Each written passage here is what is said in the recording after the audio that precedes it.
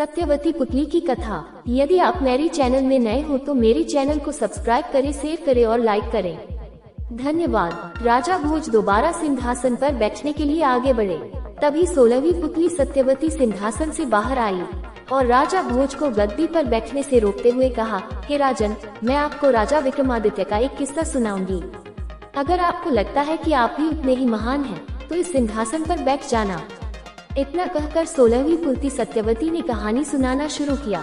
उज्जैन शहर में राजा विक्रमादित्य के शासनकाल में उनके न्याय और महानता की चर्चा दूर दूर तक थी। राजा ने अपने बड़े बड़े फैसलों और सुझावों के लिए 9 लोगों की समिति बना रखी थी। इन लोगों से ही राजा विक्रमादित्य राजकाज संबंधित सुझाव भी लेते थे। एक बार धन संपत्ति को लेकर कुछ बात शुरू हुई। तभी पाताल लोक की बात भी सामने आई और एक जानकार ने पाताल लोक के राजा शेषनाग की तारीफ की। उन्होंने बताया कि उनके लोक में सारी सुख सुविधाएं हैं, क्योंकि वो भगवान विष्णु के खास सेवकों में से एक हैं। शेषनाग का स्थान भगवान के बराबर माना गया है और जो भी उनके दर्शन करता है उसका जीवन धन्य हो जाता है। इतना सुनते ही राजा विक्रमादित्य ने पाताल लोक जाकर उनसे मिलने का मन बना लिया। तभी राजा विक्रमादित्य ने अपने बेतालों को याद किया और उनके साथ पाताल लोक पहुँच गए। वहाँ उन्होंने जानकारों की कही सारी बातों को सही पाया।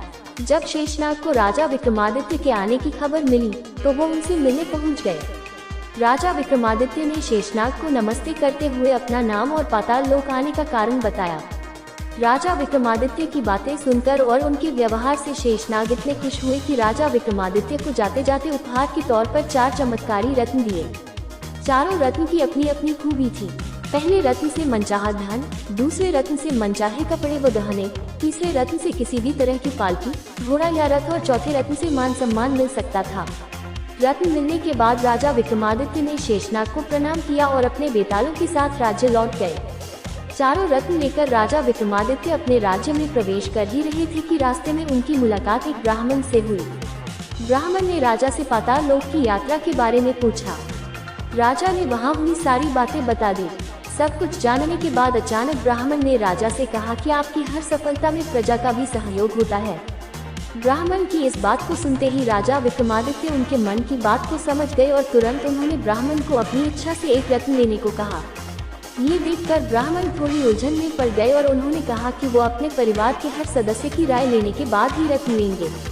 राजा विक्रमादित्य उनकी बात मान गए। फिर ब्राह्मण अपने घर पहुंचे और अपने परिवार में पत्नी, बेटे और बेटी को सारी बात बताई। तीनों ने ही 3 अलग अलग रत्न लेने की इच्छा जताई। ब्राह्मण की उलझन अब और बढ़ गई थी। परिवार वालों की बात सुनकर ब्राह्मण दोबारा राजा विक्रमादित्य के पास पहुंचे और उन्हें अपनी दुविधा बताई।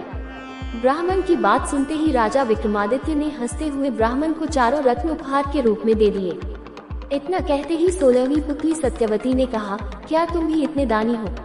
अगर तुम्हारा दिल भी राजा विक्रमादित्य जितना बड़ा है तो सिंहासन पर बैठ जाओ। अगर यह गुण तुम में नहीं है तो इस सिंहासन पर बैठने के लायक बनकर आओ। इतना कहकर 16वीं पुत्री सिंहासन से उड़ गई और एक बार फिर राजा भोज सिंहासन पर नहीं बैठ पाए। कहानी से सीख। सच्चा राजा, राजनेता या संचालक वही होता है जो धन दौलत का लालच न करते हुए अपनी प्रजा और अपने साथ कार्य करने वालों को प्राथमिकता दे। पूरी कहानी सुनने के लिए धन्यवाद।